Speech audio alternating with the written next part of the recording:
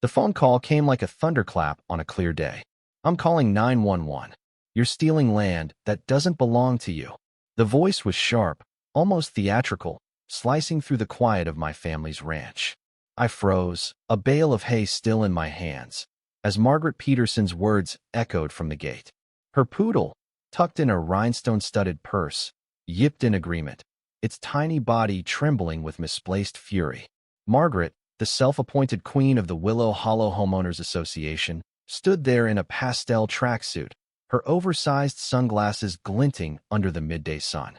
She paced in front of my property line, her golf cart emblazoned with HOA President in bold letters sparked crookedly on the gravel. I'd just stepped out of the barn, sweat beading on my forehead from a morning of hauling supplies, when her accusations hit me like a slap. Stealing land? My land. The ranch had been in my family for generations, carved out of the rolling hills of Cedar County long before Margaret's gated community sprouted up. Yet here she was, dialing emergency services, her voice dripping with fake tears as she spun a tale of trespassing and destruction to the dispatcher. "There's a man here, tearing things down, cutting trees. He could be dangerous." What Margaret didn't know what would turn her world upside down was that the dispatcher had patched her call straight to my uncle, Sheriff Daniel Harper. Dan wasn't just the longest-serving sheriff in the county. He was my mother's older brother, the man who'd taught me to fish in the creek behind the barn when I was 6. By calling 911, Margaret had unwittingly summoned the one person she'd regret crossing. But before I get to the moment when Dan's cruiser rolled up and Margaret's smug grin melted into shock, let me explain how we got here. My name's Tom Bennett, a 34-year-old civil engineer who left the city grind to restore my late grandfather's ranch. I'd spent years in places like Portland, Nashville, and Raleigh, chasing deadlines and dodging traffic. But last year, the noise, the stress, and the endless corporate meetings burned me out. When Grandpa passed and left me the ranch, I saw a chance to start over. I packed my pickup, grabbed my mutt, Rusty, and drove 1,200 miles to Willow Hollow, a quiet corner of Cedar County where the air smelled of pine and possibility.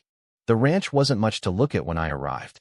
The farmhouse sagged under a crumbling porch, the barn leaned like it was nursing a bad hip, and the fences were more rust than wire. But to me, it wasn't a wreck, it was home. The neighbors, folks who'd known my family for decades, welcomed me with open arms. Old man Jenkins from down the road offered his tractor. Mrs. Clara, who ran a roadside stand, brought over a peach cobbler in my first week. There was a warmth here, a sense of belonging I hadn't felt in years. Everyone was kind except for Margaret Peterson. Margaret was the iron-fisted head of the Willow Hollow HOA, her modern 2-story house perched on the ridge where her gated community butted up against my land. From the moment I moved in, she acted like she owned the whole county. Her first visit was a masterclass in condescension. "This is a charming little plot," she'd said, her smile as fake as her tan. "But that barn's an eyesore. You should repaint it to match the community aesthetic." I kept my tone polite.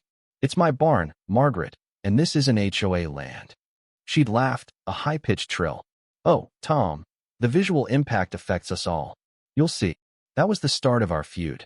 For months, Margaret bombarded me with friendly reminders about everything Rusty barking at rabbits, wildflowers she called weeds, the chicken coop I built by hand. I ignored her notes, tossing them into a drawer. But last week, things escalated. I'd hired a crew to clear an old access road that ran from my property to the creek. The path was mine, marked on the deed since my great-grandfather's time. Margaret, spying from her upstairs window, mistook it for HOA land. She stormed down the next morning, clipboard in hand, snapping photos and demanding we stop. "Margaret," I said, wiping dirt from my hands, "this is my property. I can show you the paperwork." Her eyes narrowed. "I have my paperwork, and I'm taking this to the board." She spun around, her golf cart kicking up dust as she sped off. I thought that was the end of it. I was wrong. 2 days later, I was unloading lumber when her golf cart screeched to a halt at my gate. "What now?" I muttered, setting down a plank. That's when she started screaming about 911, calling me a criminal, a trespasser, a thief. Rusty growled, sensing my tension. I stood there, arms crossed, as Margaret played her part, her voice rising for the dispatcher's benefit. But in the distance, I heard its sirens, faint at first, then louder, accompanied by the flash of red and blue through the trees. Margaret smirked, whispering to her poodle, "That'll show him." The sheriff's cruiser pulled into view, its tires crunching gravel. Margaret straightened, ready to deliver me to justice. But when the door opened, out stepped Uncle Dan, his badge gleaming, his face unreadable behind mirrored sunglasses. Margaret's jaw dropped. Dan adjusted his belt, the leather creaking, and spoke in a voice calm but heavy with authority. "Ma'am, we got a call about trespassing and theft. You're the one who made it." Margaret faltered, her confidence cracking. "Yes, Sheriff," she stammered, pointing at me. "That man's clearing land that belongs to the HOA. He's building without permits. I want him gone." Dan glanced at me, then walked past her without a word. He clapped me on the shoulder, his grin breaking through. "Morning, Tom. Got yourself a fan, huh?" I chuckled, playing along. "Seems I'm public enemy number one." He leaned in, voice low. "Let's have some fun with this." Then he turned to Margaret, his face stone cold. "Ma'am, you got any legal documents showing this land's under HOA control? Not complaints, not notes, official records." Margaret blinked, caught off guard. She rummaged in her purse, pulling out a folder stuffed with papers. "These are warnings he's ignored," she snapped. Dan took the folder, flipped through it, and handed it back. "These are HOA citations. They're meaningless here. This ranch has been Bennett land since '59. I know, because I helped my dad build that fence when I was a kid." Margaret's face turned crimson. "That's impossible. I was told this was part of our expansion zone." Dan cut her off. "I don't care what you were told. Call 911 again with no proof, and you'll be the one in cuffs." Margaret stood frozen, clutching her dog's carrier. For a moment, I thought she'd crumble. But she didn't. She climbed into her golf cart, muttering, "This isn't over," and sped off. Dan removed his sunglasses, chuckling. "She's a piece of work." I rubbed my neck. "Tell me about it." He sobered. "I'll file a report. If she keeps this up, we can charge her with harassment. Keep me posted." I nodded, grateful but uneasy. Something told me Margaret wasn't done. The next morning, I woke to find my gate padlocked, a red sign nailed to it. "Property seized by HO under review for violations." 3 men in yellow vests stood nearby, one hammering a post into the ground. Rusty barked, hackles raised. I stormed down the hill. "What the hell is this?" The leader, chewing gum, shrugged. "Orders from the HOA. Talk to the president." I snapped photos of the sign, the lock, and the men. "Tell Margaret she's made a big mistake." Back in the house, I grabbed my land records deeds, maps, signatures going back decades. Then I called Dan. She locked my gate. I said, voice tight, "Fake sign, men on my property. This is war." "I'm on my way," Dan said. 20 minutes later, his cruiser rolled up with 2 deputies. The men in vests shifted nervously as Dan approached. "You're trespassing," he said. "Remove the sign, unlock the gate, or you're under arrest." They complied, yanking the sign down and fumbling with the lock before scurrying off. Dan turned to me. "You okay?" "Yeah," I said, "but she's not stopping." He nodded. "Then fight back with facts." That afternoon, I drove to the county planning office and met Linda, a no-nonsense clerk who knew land records like her own name. When I explained, she rolled her eyes. "Margaret Peterson again. Thinks she's the FBI." I spread my documents on her desk. She reviewed them, then nodded. "Your land's clear grandfathered for agricultural and residential use. No HOA jurisdiction. Want me to draft a cease and desist?" "Better yet," I said, "file it against the HOA." She grinned. "Done." I left with the letter, feeling like I'd regained control. But the next morning, I found my water line cut, water pooling in the dirt near the barn. Rusty paced, sniffing the ground. This wasn't just harassment, it was sabotage. I called Dan, and within an hour, he arrived with a crime scene tech. They dusted for prints, took photos, and marked the area. "Think Margaret did this?" I asked. Dan frowned. "She's too polished to get dirty, but she might have hired someone." That day, I installed motion sensor cameras around the ranch. No more surprises. But the stress was building, and I knew Margaret was planning something bigger. The sun was barely up when I found the email in my inbox, its subject line glaring. "Willow Hollow HOA Disciplinary Hearing Notice." My coffee went cold as I read the message. It demanded my presence at a special hearing to address my multiple violations of HOA codes trespassing, property destruction, and bizarrely, undermining community values. Failure to attend, it warned, would result in fines and further action. Attached was a PDF with a fake seal and Margaret Peterson's signature scrawled in bold ink. I laughed, but it wasn't funny. This wasn't just another of Margaret's stunts. It was a trap, and I could feel it. I printed the notice and stuffed it into my jacket, my mind racing. Margaret had already locked my gate, sent goons to my property, and sabotaged my water line. Now she was summoning me to her turf, likely hoping to humiliate me in front of her HOA board. But I wasn't some pushover she could bully. I was Tom Bennett, a civil engineer with a knack for facts and a family legacy to protect. If Margaret wanted a fight, I'd give her onion my terms. I spent the next day preparing. I gathered my arsenal. The county zoning map, my land deed, the cease and desist letter from Linda at the planning office, and a USB drive loaded with footage from the cameras I'd installed after the water line incident. Rusty watched me from his spot by the fireplace, his ears twitching as I muttered to myself. "She's not getting away with this, boy," I said. He thumped his tail in agreement. The hearing was set for Saturday at 2 p.m. at the Willow Hollow Clubhouse, a sleek brick building at the heart of their gated community. I dressed sharp no-work boots or flannel this time. I wore a pressed navy button-down and khakis, my face clean-shaven. I wanted to look like someone who meant business. Rusty rode shotgun in my pickup, his head out the window as we drove past manicured lawns and pristine mailboxes. The clubhouse loomed ahead, its fountain sparkling under the autumn sun. I parked on the street, took a deep breath, and walked in alone. It felt like stepping into a courtroom where the judge was already against me. Inside, Margaret sat at the head of a polished mahogany table, her white blazer crisp and her red heels gleaming. 6 other board members flanked her, their faces a mix of boredom and suspicion. They looked like they'd been pulled from a golf course or a wine tasting, their eyes narrowing as I entered. Margaret stood, her smile as sharp as a blade. "Mr. Bennett," she said, her voice syrupy. "We weren't sure you'd show."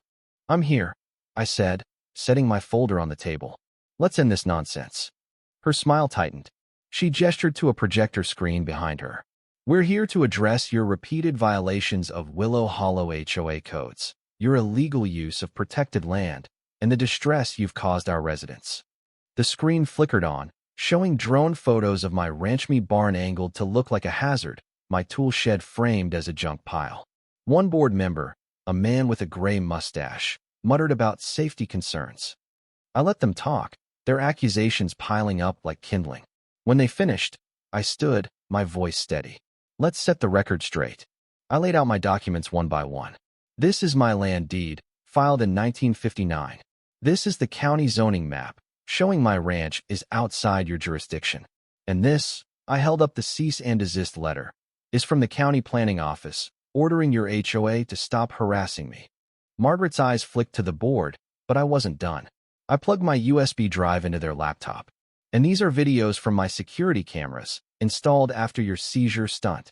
The room went silent as I clicked play.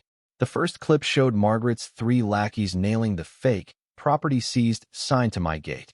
The next showed a man in a yellow vest creeping around my barn at night, slicing my water line with a utility knife before sprinting away. Gasps rippled through the board. Margaret's face paled, her hands gripping the table. "This is outrageous," she sputtered. "You can't prove I had anything to do with that."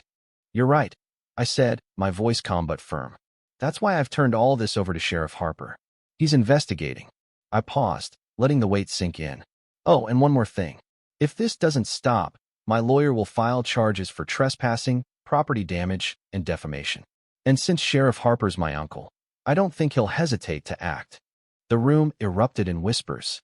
Margaret's eyes widened. "Sheriff Harper is your uncle?" she stammered. "The same one who told you to back off last week," I said. The board members exchanged glances, their confidence crumbling. A woman in a floral blouse spoke up. "Tom, if you're not under our jurisdiction, why are we even here?" "Because your president," I said, pointing at Margaret, "has been harassing me for months, trying to force me off my land." The board murmured, some nodding. Margaret shrank in her seat, her authority unraveling.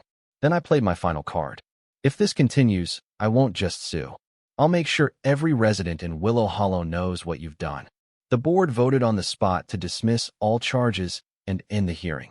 Margaret sat silent as they filed out, her face a mask of fury and defeat. As I reached the door, she called after me. "You think you've won, don't you?" I turned, meeting her gaze. "This isn't about winning, Margaret. It's about right and wrong." Her lips quivered. "You'll regret humiliating me." I shook my head. "You did that yourself." I stepped outside, the crisp air hitting me like a wave of freedom. For the first time in weeks, I felt like I'd taken back my life. But that relief was short-lived. The next morning, I woke to a nightmare. My front lawn was torn up, deep tire tracks gouged into the grass. At the end of my porch sat a cardboard box, its lid ajar. Rusty growled, his hackles raised as I approached. Inside was a dead pheasant, its feathers soaked in red paint, a note taped to its wing. "Leave while you still can." My stomach churned. This wasn't just Margaret being petty, this was a threat, raw and personal. I snapped photos, careful not to touch the box, and called Uncle Dan. "I've got a problem," I said, my voice shaking. "Someone left a dead bird on my porch, painted red, with a note telling me to run." Dan's response was immediate. "Don't move it. I'm coming." 20 minutes later, 2 squad cars pulled into my driveway, lights flashing. Dan and his deputies marked the tire tracks, bagged the box, and photographed the scene. "This is intimidation," Dan said, his jaw tight. "It's criminal." "Do you think Margaret's behind it?" I asked. He studied the tracks. "She might have ordered it, but I doubt she got her hands dirty. Someone's trying to scare you off this land." I frowned. "But why? Why go this far over a few acres?" Dan's eyes met mine, serious and searching. "I don't know, Tom, but I'm starting to think this is bigger than just Margaret." That afternoon, I drove back to the county records office, my gut telling me there was more to this. Linda greeted me with a wry smile. "You again, Tom. What's Margaret done now?" I leaned on the counter. "I need to see any development plans near Willow Hollow, especially anything involving my ranch." She raised an eyebrow, then typed into her computer. A moment later, her face darkened. "Well, I'll be damned." She spun the screen toward me. There it was, a proposal for a $5.2 million luxury spa and golf resort, filed by Peterson Development LLC. The map showed the main access road cutting straight through my ranch. It hit me like a punch. Margaret wasn't just the HOA president, she was a developer, trying to muscle me out to clear the way for her project. My land was the linchpin, the one piece she needed to make millions. "Has this been approved?" I asked, my voice tight. Linda shook her head. "Not yet. It's under review. But without your land, the project's dead in the water." I left with copies of the proposal, my anger simmering. This wasn't about aesthetics or HOA rules, it was about greed. Margaret had been playing a long game, and I was the obstacle. When I got home, I emailed the documents to Dan with a note. "She's after my land for a resort. This is why she's coming for me." He called minutes later. "I knew something was off," he said. "This gives her motive. I'm opening an investigation into her for the vandalism and threats." I exhaled, feeling a mix of relief and dread. "What do I do now?" Dan's voice was firm. "Stay sharp. She's not done." That night, I couldn't sleep. I sat on the porch, Rusty at my feet, staring at the stars. The ranch felt like a fortress under siege. I'd installed more cameras, motion-triggered, infrared, cloud-connected, and added floodlights around the barn. But the weight of Margaret's vendetta pressed on me. She wasn't just fighting for control, she was fighting for profit, and people like that didn't back down easily. At 3:14 a.m., my phone buzzed with a security alert, motion detected barn camera. I opened the feed, my heart pounding. A figure stood in the shadows, holding a gas can, a lighter flickering in their hand. They were back in this time. They weren't just threatening. They were here to burn my legacy to the ground. The grainy feed from my barn camera burned into my eyes. A hooded figure stood just feet from the weathered wood, a gas can tilted in one hand, a lighter's flame dancing in the other. The timestamp read 3:14 a.m., and the night vision cast the scene in eerie green. My heart slammed against my ribs. This wasn't a prank or a warning, it was an attack, one spark away from erasing my family's legacy. Rusty growled low, his ears pinned back as I grabbed my phone and showed the screen to Uncle Dan, who'd stayed late to review the resort proposal. Dan swore under his breath, his hand snapping to his radio. This is Sheriff Harper. I need backup at Bennett Ranch, now. Suspect on site with accelerants, possible arson in progress. Move. He drew his sidearm, his face hard as granite. Tom, stay behind me. No way, I said, already reaching for my heavy flashlight and my own legally owned handgun from the lockbox. That barn's been standing since my great-grandpa's day. I'm not letting it burn. Dan's eyes met mine, and he nodded once. No time for argument. Rusty barked furiously from the porch, too agitated to stay put. I locked him inside, his howls echoing as we moved. The night was cold, the moon casting long shadows across the fields. The smell hit us first, gasoline, sharp and choking, seeping from the barn. We crept along the fence line, Dan's boots silent on the grass, my flashlight beam low to avoid detection. As we rounded the corner, we saw him, a man in a dark hoodie, pouring the last of the gas onto a pile of hay stacked against the barn's side. The lighter flickered, its flame inches from the fuel. Drop it!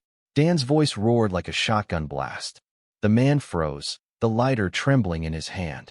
He turned slowly, his face pale in the moonlight, young, maybe early 30s, with bloodshot eyes and a scruffy jaw. Two wasn't gonna hurt anyone, he stammered, dropping the lighter. It hit the ground, the flames snuffing out. She said it was just to scare him, make him leave. Dan stepped forward, gun steady. Who's she? The man's eyes darted to me, then back to Dan. Who sent you? Dan barked again. Margaret, the man blurted, his voice cracking. Margaret Peterson. She hired me. Said I'd get $5,000 if I could spook him into selling. Said the HOA board would cover it. The words hung in the air, heavy as the gasoline fumes. Dan's jaw tightened, but he kept his voice calm. Hands behind your back. You're under arrest.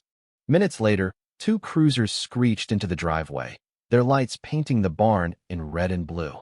Deputies cuffed the man, who slumped as they led him to the car. Dan radioed it in. Suspect in custody. Confessed to attempted arson under orders from Margaret Peterson. Send a transport. I stared at the soaked hay, my hands shaking. 10 seconds more, and the barn would have been gone. My grandfather's horseshoe, still nailed above the door, glinted in the cruiser lights, a reminder of what I'd almost lost. Dan clapped a hand on my shoulder. You saved it, Tom. You and those cameras. I nodded, my throat tight. What now? He sighed. We've got his confession, the footage, the resort plans. It's enough to nail Margaret. But she's slippery. We need to move fast. The next morning, I woke to a county paper headline. HOA president linked to arson plot. Margaret's mugshot stared back, her perfect hair wilted, her eyes hollow. The article detailed her arrest for conspiracy to commit arson, criminal harassment, fraud, and misuse of HOA authority. Peterson Development LLC was imploding, investors bailed, and the resort project stalled. The HOA was under county review, its operations frozen pending an audit. It felt like a victory, but I wasn't naive. Margaret had resources, connections, and a vendetta. This wasn't over. I spent the day reinforcing the ranch. I repainted the barn's front, rehung Grandpa's horseshoe, and checked every camera. Neighbors stopped by Jenkins with a thermos of coffee, Mrs. Clara with a casserole, each sharing stories of Margaret's tyranny. She fined me $500 for a birdhouse, Jenkins grumbled. Told me my roses were too red, Clara added. Their anger mirrored mine. Margaret hadn't just targeted me. She'd bullied half the county. That evening, Dan called. We ID'd the arsonist, he said.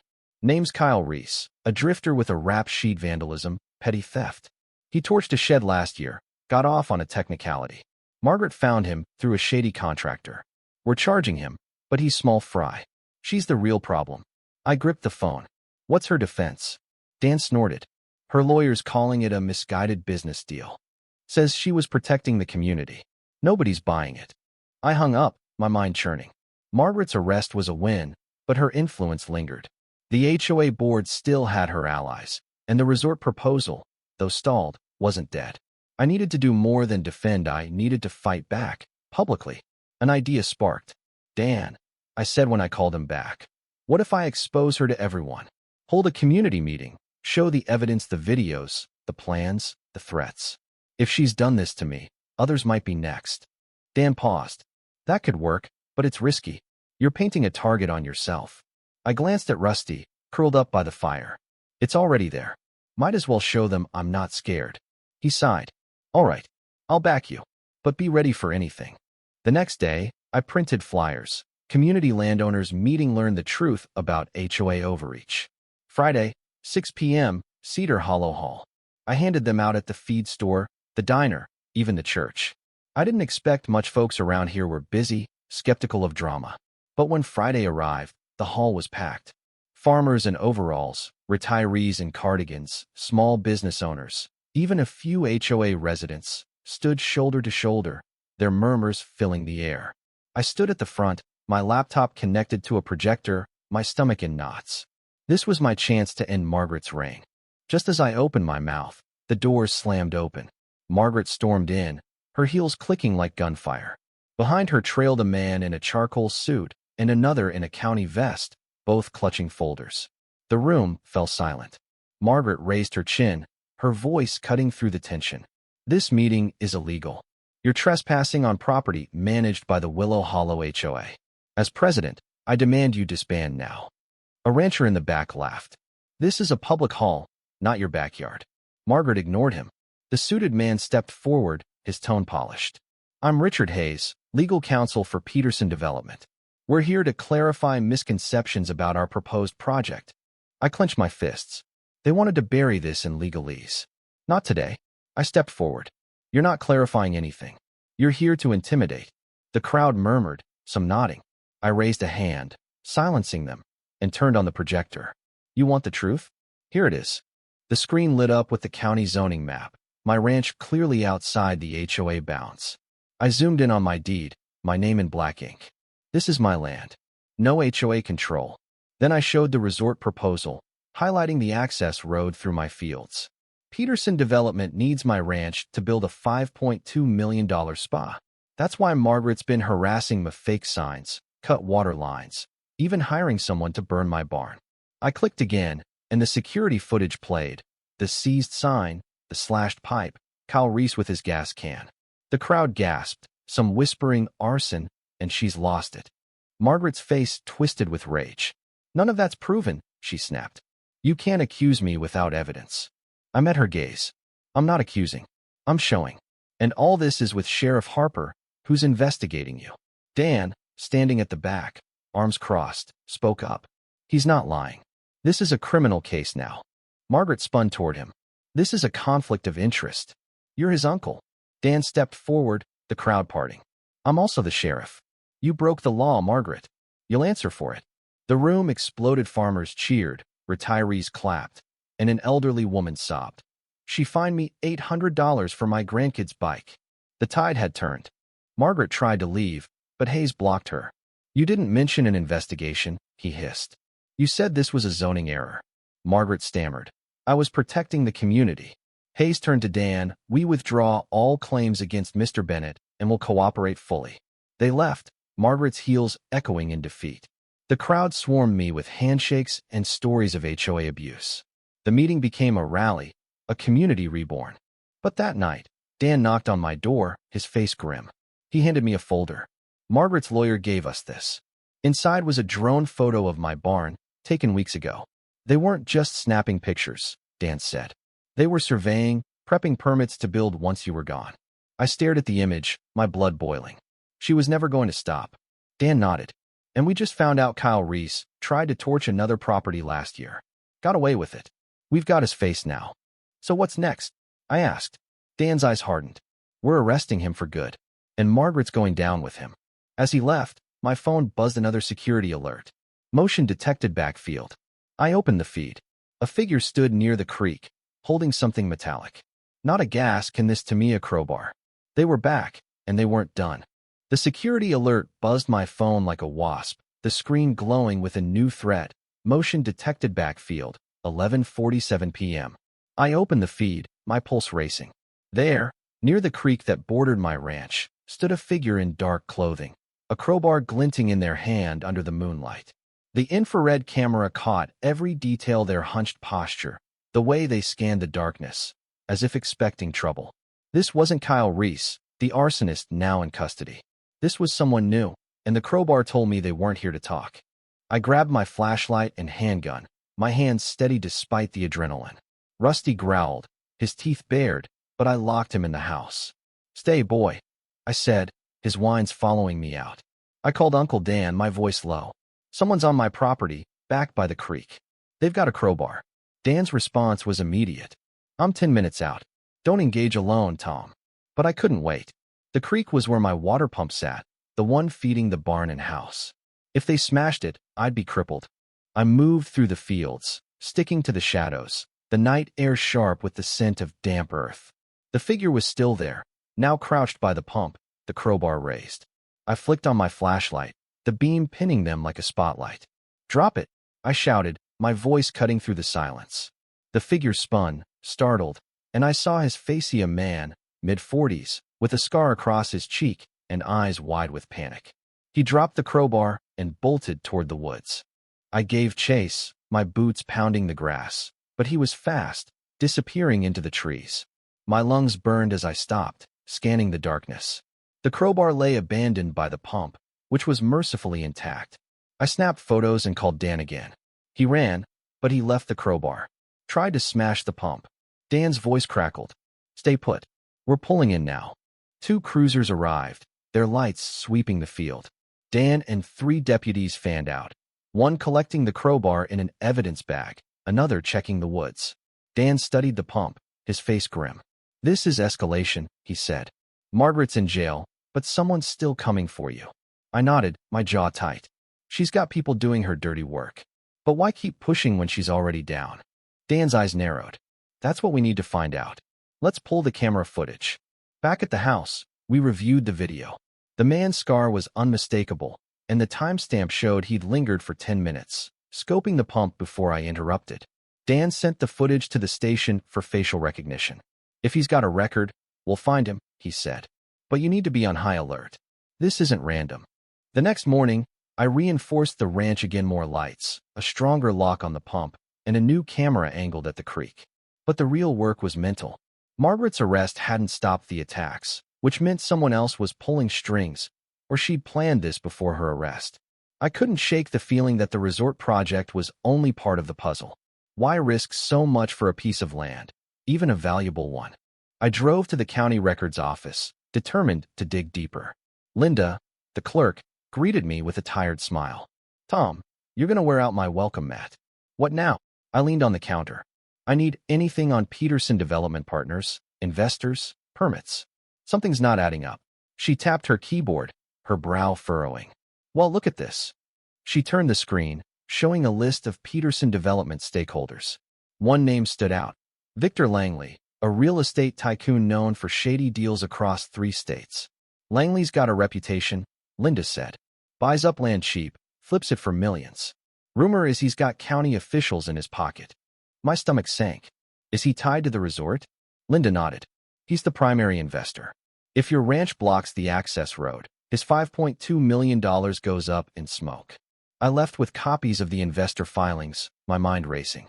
Margaret wasn't just a greedy HOA president, she was Langley's front, bullying me to clear the way for his empire. The crowbar guy, the arson attempt, the dead pheasant, they weren't just her ideas. They were orders. I emailed the files to Dan, adding, "Victor Langley is behind Margaret. He's got the money, maybe the muscle, too." Dan called an hour later. "You're onto something," he said. We ran the crowbar guy's face. Name's Eddie Voss, a hired hand with ties to Langley's crew. Assault, extortion, you name it. We're picking him up now. I exhaled. "So Langley's calling the shots?" Dan's voice hardened. "Looks like it. But we need hard evidence. Stay sharp, Tom." That afternoon, I got a call from Mrs. Clara, her voice trembling. "Tom, you need to see this. Someone's been snooping around my farm, taking photos. I think it's about that resort." I drove to her place, a small homestead a mile from my ranch. She showed me blurry photos of a man in a suitcase, Margaret's lawyer snapping pictures of her boundary line. "He said something about future development," Clara said. "I told him to get lost, but I'm scared." I hugged her. "We're fighting this together, Clara. I'm holding another meeting. Spread the word." She nodded, her eyes fierce. "I'm in." I printed new flyers. Second community meeting, stopped the land grab. Tuesday, 7 p.m., Cedar Hollow Hall. This time, I didn't just hit the feed store and church. I emailed every neighbor, posted on the county's online forum, and called Jenkins to rally his buddies. If Langley and Margaret thought they could scare us, they'd underestimated Willow Hollow. Tuesday night, the hall was overflowing. Over 100 people packed the room, ranchers, shop owners, even HOA residents fed up with Margaret's reign. I stood at the front, projector ready, Dan in the back with 2 deputies. Thanks for coming, I started. This isn't just about my ranch anymore. It's about all of us. I showed the zoning map, the resort plans, and the investor list, naming Langley. They're not just after my land theory, coming for yours too. Clara's already been targeted. The crowd stirred, anger rippling. I played the footage: Kyle Reese with the gas can, Eddie Voss with the crowbar. This is what they're willing to do, I said. Arson, vandalism, threats. But we're stronger than they are. Jenkins stood, his voice booming. I've lived here 40 years. Nobody's taking my farm. Cheers erupted. Clara shared her story. Then others joined. A mechanic fined $1,000 for parking his truck. A widow harassed over her garden. The room became a chorus of defiance. Then the doors burst open. Richard Hayes strode in, flanked by 2 men in suits. The crowd hushed. This meeting is disrupting county business, Hayes said, his voice smooth but sharp. Peterson Development has every right to pursue legal projects. You're spreading lies. I stepped forward, unfazed. Lies? I've got permits, videos, and a confessed arsonist naming your client. Want to see them again? I clicked the projector, replaying Voss's footage. The crowd roared, some shouting, "Get out." Hayes's face tightened. You're making a mistake, Bennett. This project will bring jobs, growth. Growth for who? Clara snapped. You're stealing our homes. The room exploded again, people standing, fists raised. Dan moved forward, hand on his radio. Mr. Hayes, you're welcome to leave, or I can escort you out. Hayes hesitated, then signaled his men. They left, the crowd jeering. As the meeting ended, neighbors swapped numbers, forming a coalition. We're calling it the Willow Hollow Alliance, Jenkins said, grinning. No HOA, no developers, just us. I shook his hand, feeling hope for the first time in weeks. But that night, Dan called with bad news. Voss lawyered up, he said. Won't talk about Langley. And Margaret's team is pushing for bail. We've got evidence, but they're fighting dirty. I sat on the porch, Rusty at my feet, the stars bright above. The ranch felt alive, but under siege. Langley's shadow loomed larger than Margaret's, and I knew he wouldn't stop. The next morning, I found a letter slipped under my doorknob stamp, no signature. Inside, typed in bold, sell now or lose everything. Taped to it was a photo of my barn, taken from above, with a red X over the door. I called Dan, my voice steady despite the chill in my bones. They're not backing down. We need to end this. Dan agreed. We're close, Tom. We've got a lead on Langley's local Contacta County official taking bribes. If we can tie him to the threats, it's over. I nodded, gripping the letter. Then let's bring them down. That afternoon, Dan's team raided Voss's apartment, finding texts linking him to Hayes and a burner phone with calls to a county planner's office. The planner, caught red-handed, confessed to fast-tracking Langley's permits for cash. The net was tightening, but Langley was still out there, and I knew he'd make one last move. That night, my cameras caught a new figure, not Voss, not Reese, but someone bigger, moving toward the barn with a duffel bag. My phone buzzed, motion detected barn perimeter. This was a final stand. The security alert lit up my phone at 1:03 a.m., the words searing into my tired eyes. Motion detected barn perimeter. I opened the feed, my heart hammering. A broad-shouldered figure in a black jacket moved toward the barn, a duffel bag slung over one shoulder. The infrared camera caught the glint of something in their hand, a canister, maybe paint, or worse. This wasn't Kyle Reese or Eddie Voss. This was someone new, and the bag's weight suggested they meant business. After weeks of threats, vandalism, and near arson, I knew this was no coincidence. Victor Langley's shadow loomed over my ranch, and this was his last play. I grabbed my handgun and flashlight, my hands steady despite the adrenaline. Rusty snarled, sensing the danger, but I locked him inside. Not this time, boy, I said, his barks echoing as I slipped out. I called Uncle Dan, my voice low. Someone's at the barn, big guy with a duffel. Looks serious. Dan's reply was sharp. I'm 5 minutes out with backup. Stay back, Tom. But I couldn't. The barn was my family's heart. Grandpa's horseshoe still hung above the door, a symbol of everything I'd fought for. I wasn't letting it fall. I crept through the fields, the night air thick with the scent of pine and tension. The figure was at the barn's side, unzipping the duffel. I heard the clink of glass bottles, likely Molotov cocktails. My blood ran cold. They were here to finish what Reese started, to burn my legacy to ash. I flicked on my flashlight, the beam pinning the man like a deer in headlights. "Drop the bag," I shouted, my voice carrying over the wind. He spun, a hulking man with a shaved head and a tattoo snaking up his neck. His eyes narrowed, but he didn't run. "You're making a mistake, Bennett," he growled, his voice low and deliberate. "Walk away, and nobody gets hurt." I tightened my grip on the gun. "This is my land. You're the one leaving." He smirked, reaching into the duffel. Before he could pull anything out, sirens wailed, and red-blue lights flooded the field. Dan's cruiser screeched to a halt, followed by two more. "Hands up," Dan roared, his gun drawn, flanked by deputies. The man hesitated, then dropped the bag, glass clinking inside. Deputies swarmed, cuffing him as he cursed under his breath. Dan approached, his face grim. "What's in the bag?" A deputy unzipped it, revealing from Molotov cocktails, a lighter, and a folded note. Dan read it aloud. "Last chance. Sell or burn." My stomach twisted. This wasn't just a hired thug, this was Langley's endgame. The man, identified as Marcus Tate, was no stranger to the law. Dan ran his ID at the scene. A career enforcer with ties to Langley's operations, arrested twice for extortion but never convicted. "Who sent you?" Dan demanded. Tate spat on the ground. "Lawyer." Dan leaned in, voice like steel. "You're looking at attempted murder with those bottles. Talk, or you're done." Tate's smirk faded, but he stayed silent. Back at the house, Dan and I reviewed the footage. Tate had scouted the barn for 10 minutes, testing the doors before setting up his attack. The note matched the one from the Pheasant incident, same font, same paper. "Langley's cleaning house," Dan said. "Margaret's in jail, Voss and Reese are locked up, and the planner's singing. Tate was his last shot to scare you out." I nodded, my jaw tight. "Then let's finish him." The next morning, Dan's team moved fast. The county planner's confession had cracked the case wide open, exposing a web of bribes tying Langley to two county officials and Margaret's HOA board. Tate, facing a hard time, flipped by noon, admitting Langley hired him to persuade me through intimidation. He provided texts from Hayes, Margaret's lawyer, coordinating the attacks. By evening, Langley was arrested at his penthouse in Raleigh, charged with conspiracy, racketeering, and attempted arson. Hayes, cornered, took a plea deal, spilling everything to avoid prison. Margaret's trial came a week later. The courtroom was packed, neighbors, reporters, even HOA residents who'd turned against her.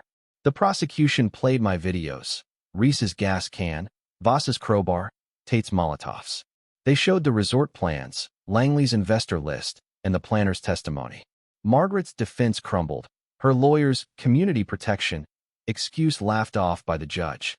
She was convicted on all counts, 10 years for conspiracy, harassment, and fraud. As she was led away, her eyes met mine, hollow and defeated. I felt no pity. She'd chosen greed over decency and paid the price. Peterson Development collapsed, its assets seized. The resort project was scrapped, and Willow Hollow HOA was dissolved after the audit uncovered years of embezzlement. The county appointed a new planning board, free of Langley's influence. My ranch was safe, the barn standing proud with fresh paint and Grandpa's horseshoe gleaming. But the victory wasn't just mine, it was the community's. The Willow Hollow Alliance grew stronger, meeting monthly to protect our lands. Jenkins became chairman, Clara our treasurer, and Linda advised on zoning. Neighbors rebuilt what Margaret had broken, sharing tools, meals, and stories. Mrs. Clara's farm was untouched, her roses brighter than ever. Jenkins lent me his tractor to clear a new field, and I started a small herd of goats, their bleats filling the air. Rusty chased them, tail wagging, as I watched from the porch, the sun dipping below the ridge. One evening, Dan stopped by, his sheriff's hat in hand. "You did good, Tom," he said, sipping coffee. "Not just for you, but for all of us." I smiled. "Couldn't have done it without you, Uncle Dan." He chuckled. "Next time, maybe pick a quieter hobby than ranching." We laughed, the weight of the past months lifting. The ranch was more than land, it was home, family, and a promise kept. Months later, I sat down to write about it, wanting to share the story. The battle had started with Margaret's 911 call, not knowing Dan was my uncle, and ended with a community reborn. It wasn't just about land. It was about standing up to bullies, whether they wore blazers or badges. I thought of the threats: the pheasant, the gas can, the crowbar, and how close I'd come to losing everything. But I also thought of the victories: the packed hall, the cheering crowd, the cuffs on Margaret's wrists. As I typed, Rusty dozed by the fire, the crickets singing outside. The ranch was alive, thriving, a testament to resilience. I realized something else. This fight had changed me. I wasn't just a civil engineer or a rancher. I was a defender of what was right. And Willow Hollow, once divided, was now a family. I want to hear from you. What do you think about this story? Have you ever faced a bully like Margaret, someone using power to intimidate? What about the violence: the Molotovs, the dead pheasant? Where do you stand on fighting back against injustice, whether with words, evidence, or action? Share your thoughts in the comments below, and let's get a real conversation going. Tell me your stories, your struggles, and how you'd handle a fight like this. Your voice matters, and I'm listening.